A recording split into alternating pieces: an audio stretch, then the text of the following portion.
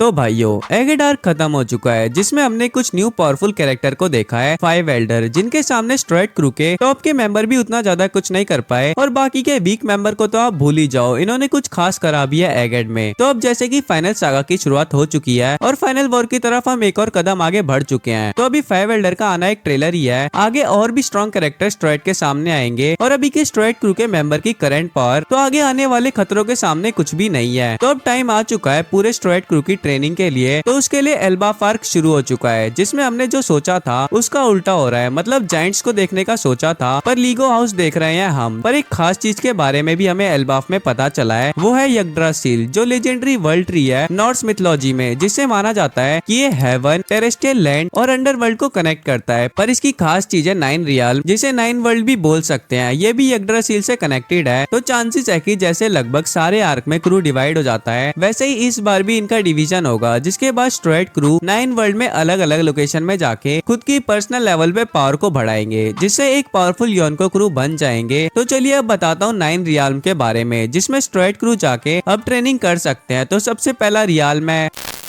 निडावेलियर, perfect place है STRIDE crew के Cyborg और मैकेनिक फ्रैंकी के लिए, क्योंकि नॉर्स मिथोलॉजी में निडावेलियर होम है डॉव्स का, जिनका बहुत जरूरी काम है ब्लैकस्मिथ जैसे काम करना, जो मास्टर क्राफ्ट्समैन है जिन्होंने कुछ लेजेंडरी क्रिएशन करी है जैसे कि थॉर का हैमर म्योल्निर बनाना। तो फ्रैंकी जैसा शिपराइट जो एक जीनियस है जब बात आती है किसी चीज को बनाने और इन्वेंशन करने में, तो निडावेलियर अल्टीमेट प्लेस है फ्रैंकी के लिए, क्योंकि फ्रैंकी का रोल बस स्ट्राइड क्रू में 1000 सनी को परफेक्ट कंडीशन में रखने का नहीं है। फ्रैंकी का काम है जो चीज पॉसिबल है उसकी लिमिट को पुश करना, चाहे वो न्यू वेपन बनाने में हो या शिप को खुद से ही अपग्रेड करना हो। और फ्रैंकी कोर पॉइंट भी है स्ट्राइड क्रू में स्ट्रेंथ के डिपार्टमेंट में। तो अब फ्रैंकी निडावेलियर में यहाँ के डॉव्स के साथ मिलकर अपने क्राफ्ट वाला काम को और भी ज्यादा इम्प्रूव कर सकता है। जैसे कि अगर ये डॉव्स थॉर का हैमर म्योल्निर को बना सकते हैं तो फ्रैंकी इनके साथ रह के कुछ टाइम में अपने वेपन को तो पहले से कई गुना ज्यादा पावरफुल बना सकता है, साथ में जनरल फ्रैंकी से भी ज्यादा पावरफुल कुछ बना सकता है। और एक चीज, फ्रैंकी ने प्लूटोन का ब्लूप्रिंट देख रखा है, तो अब अगर फ्रैंकी को प्लूटोन बनाना है तो उसे बनाने के लिए फ्रैंकी को टूल्स निडावेलियर से मिल सकता है। और प्लूटोन स्ट्रॉन्गेस्ट शिप है वन पीस की हिस्ट्री में। तो ऐसा कुछ बनाने के बाद तो फ्रैंकी कुछ अलग ही लेवल पे चला जाएगा और फ्रैंकी यहाँ पे खुद की साइबॉग की बॉडी को भी मॉडिफाई कर सकता है, जिससे फ्रैंकी की स्ट्रेंथ और ज्यादा बढ़ जाएगी।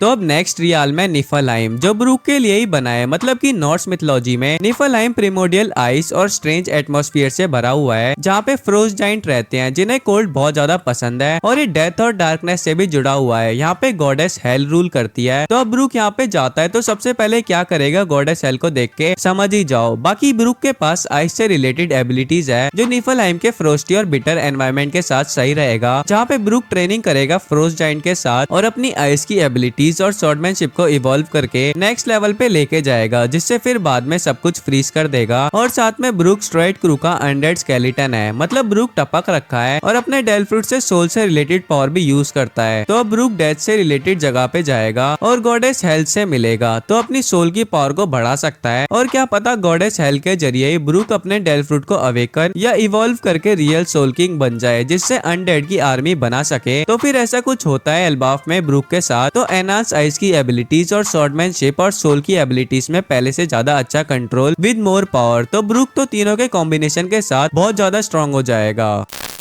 तो अब जिनबे और चॉपर दोनों मिडगार्ड जाएंगे जो नॉर्स मिथोलॉजी में रियाल्म ऑफ ह्यूमन है, जिसे मोर्टल वर्ल्ड बोलते हैं नॉर्स मिथोलॉजी का, क्योंकि जैसे कि बाकी रियाल में मिथिकल लैंड्स, गॉड्स, जाइंट्स और अलग अलग टाइप के क्रिएचर रहते हैं, वहीं पे मिडगार्ड ह्यूमन हैबिटेट है जहाँ पे नॉर्मल जाइंट रहते हैं। तो यहाँ पे 2 ऐसे स्ट्राइड क्रू के मेंबर को भेजना जो दूसरों को देखने में मॉन्स्टर लगते हैं पर इन रियलिटी इनके पास ह्यूमैनिटी वाला हार्ट है। तो अब ऐसी जगह पे दोनों को भेजना एक बहुत अच्छा मूव होगा, क्योंकि दोनों चॉपर और जिनबे के लिए मिडगार्ड वो वर्ल्ड है जिसका पार्ट बनने के लिए दोनों मेहनत कर रहे हैं, चाहे वो खुद की मर्जी से हो या फोर्स से। तो अब ह्यूमैनिटी वाली जगह पे जाके दोनों और भी अच्छे तरीके से ह्यूमंस के नेचर को समझने के साथ में ह्यूमंस के साथ रहना सीखेंगे। और अब दोनों में से चॉपर की बात करें तो इसको स्ट्राइड क्रू के अलावा सब एक छछुंदर ही मानते हैं। तो यहाँ से अब चॉपर खुद को और भी ज्यादा ह्यूमन से कनेक्टेड करना सीखेगा और जायंट्स की एंशिएंट मेडिकल नॉलेज को सीखेगा, जिससे अपनी खुद की अभी तक की नॉलेज में ऐड करके एक और कदम आगे बढ़ेगा पूरे वर्ल्ड की डिजीज को खत्म करने के लिए। और जिनपे जो फिशमैन है अब ये भी चॉपर की तरह ही ह्यूमन से कनेक्शन सीखेगा। साथ में वैसे तो इसे कोई पावर अप की जरूरत नहीं है, पर अब जायंट्स के साथ मिलेगा तो इनके साथ ट्रेनिंग करके अपने फिशमैन की स्ट्रेंथ और फिशमैन कराटे को स्ट्रॉन्ग करेगा, जिससे आगे कुछ पावरफुल मॉन्स्टर को एक ही शॉट से निपटा देगा।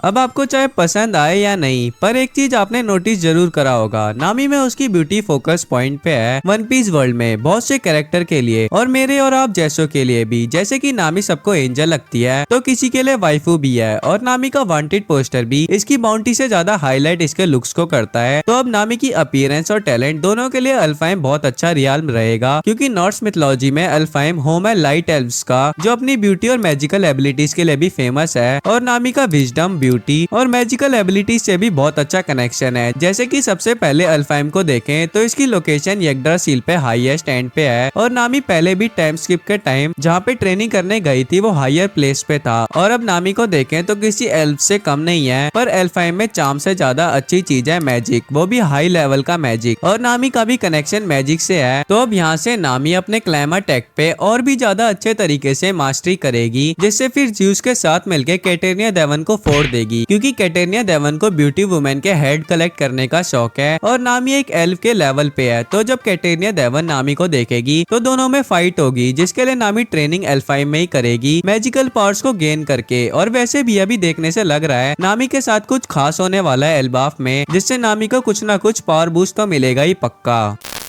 अब स्ट्रेट में कौन है वो विजडम की जीती जागती मिसाल जिसे नॉलेज पाने की प्यास है, वो है निको रॉबिन। तो अब निको रॉबिन की डेस्टिनेशन इसे वेनहाइम लेके जाएगी, क्योंकि नॉर्स मिथोलॉजी में वेनहाइम होम है वेनिर का, जो गॉड्स का ग्रुप है जो विजडम और फ्यूचर में देखने की एबिलिटी से रिलेटेड है। और निको रॉबिन का पास्ट को देखें तो ये ओहारा से है, एक प्लेस जो डीपली कनेक्टेड है एंशिएंट हिस्ट्री की स्टडी से, जहाँ पे निको रॉबिन ने अपनी नॉलेज को गेन करा। फिर ओहारा पे बस्टर कॉल के बाद निको रॉबिन अपने पास्ट में ही अटक गई। तो अब यहाँ वेनहाइम में वेनिर के कनेक्शन फोर्साइट और विजडम है, जिसमें फोरसाइट इन्हें अलाउ करता है जो होने वाला है उसके ग्लिम्स देखने को। तो ये चीज रॉबिन के लिए बहुत ज्यादा अच्छा रहेगा, जो इसे ग्रेटली बेनिफिट देगा, क्योंकि जैसे जैसे ये अपनी जर्नी कंटिन्यू करेगी वैसे वैसे ही वॉइड सेंचुरी की मिस्ट्रीज को अनलॉक करेगी, और इसकी एंशिएंट टेक्स्ट और लॉस्ट नॉलेज को अंडरस्टैंडिंग करने की एबिलिटीज एक बहुत बड़ा स्ट्रेंथ है इसका। तो वेनहाइम पे रह के ये अपने विजडम को और भी ज्यादा एक्सपेंड कर पाएगी, जिससे अपने पास से फ्यूचर में आएगी और बाकी जैगुआर डी सोल से भी मिलेगी। यहाँ पे इसकी लाइब्रेरी से भी नॉलेज गेन करेगी।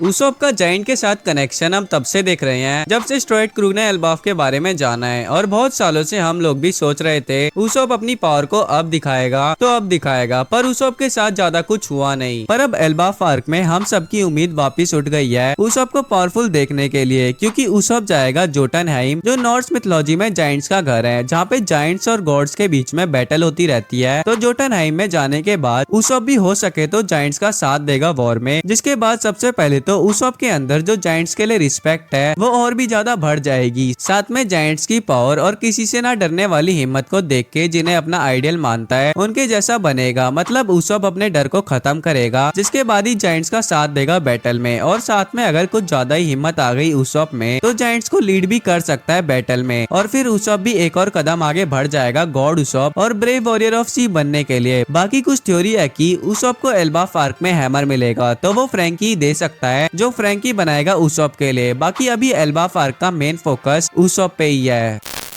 अब अगर ब्रुक की आइस की एबिलिटी उसे नेफलहाइम लेके जा सकती है, तो वैसे ही सांजी की फायर की एबिलिटी इसे मस्पलहाइम लेके जाएगी, क्योंकि नॉर्स मिथोलॉजी में मस्पलहाइम रियाल में फायर का जहाँ पे फायर जाइंट रहते हैं और यहाँ पे फियरसम सर्टर रूल करता है। तो अब मस्पलहाइम में जाके सबसे पहले तो सांजी फायर जाइंट के साथ ट्रेनिंग कर सकता है, और अगर वन पीस में सर्टर जैसा कुछ दिखाएंगे उसमें भी अगर सांजी ने सर्टर से फाइट कर ली तो बस बवाली मच जाएगा वन पीस में। और मस्पलहाइम में सांजी रह के अपने फ्लेम्स अटैक को अनदर लेवल पे लेके जा सकता है, जिसमें पहले से ज्यादा डिस्ट्रक्टिव पावर होगी, साथ में पहले से ज्यादा स्ट्रेंथ होगी। और यहाँ पे सांजी ने ज्यादा ही अच्छे से ट्रेनिंग कर ली तो इफरीट जाम्बे से भी ज्यादा ही स्ट्रॉन्ग और पावरफुल फ्लेम भी बना पाएगा, जो फिर सांजी की एनहांस जेनेटिक मॉडिफिकेशन से तो बस आग ही लगा देगी।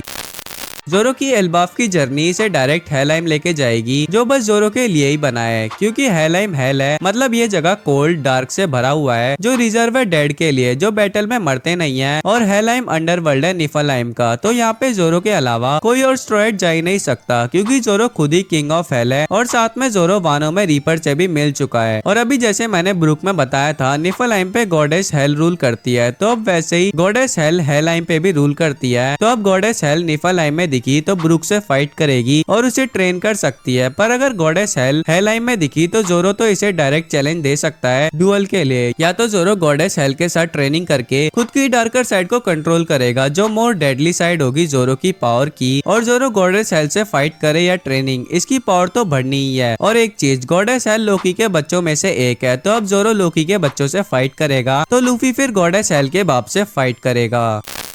एसगार्ड जो रियल में नॉर्स मिथोलॉजी का, जहाँ पे गॉड रहते हैं ओडिन, थॉर, लोकी जैसे, तो अब इन गॉड में से कोई आता है तो ठीक है, पर लोकी तो अब यहाँ पे ही होगा। तो अब गॉड से फाइट करने के लिए एक गॉड ही सही रहेगा, जो लूफी है। और अगर नॉर्स मिथोलॉजी के लोकी को देखे तो बहुत ज्यादा चालाक और दिमाग वाला था, तो वैसे ही लोकी भी हो सकता है। और अब जैसे सबको पता है सन गॉड निका एल्बाफ से ही है, तो अब एल्बाफ में हमें सन गॉड निका का ओरिजिन और कुछ और भी ज्यादा इन्फॉर्मेशन मिलेगी, क्योंकि यहाँ पे पहले से ही एक फेक सन गॉड निका है, तो अब मजा ही आएगा। और एल्बाफ में लूफी किसी गॉड से फाइट तो करेगा ही, साथ में खुद भी एक गॉड बनेगा, और जो अभी फेक सन गॉड निका है उसे डिफीट करके सबको बता देगा लूफी रियल सन गॉड निका है। और अब लूफी ऐसे रियल में जा रहा है, जो पावर और लेगेसी में किसी मोर्टल पायरेट से बहुत ज्यादा है, तो लूफी तो आग लगाने वाला ही है। और हो सके तो जितने भी रियल बताए हैं मैंने, सब में स्ट्राइड के मेंबर जाएंगे, फिर यहाँ से खुद को ट्रेन करके अपनी पावर को इंक्रीज करने के बाद ये सबके साथ मिलके एसगार्ड पे जाके अगर लोकी हरामी है तो उस पे अटैक करके उसे डिफीट करेंगे।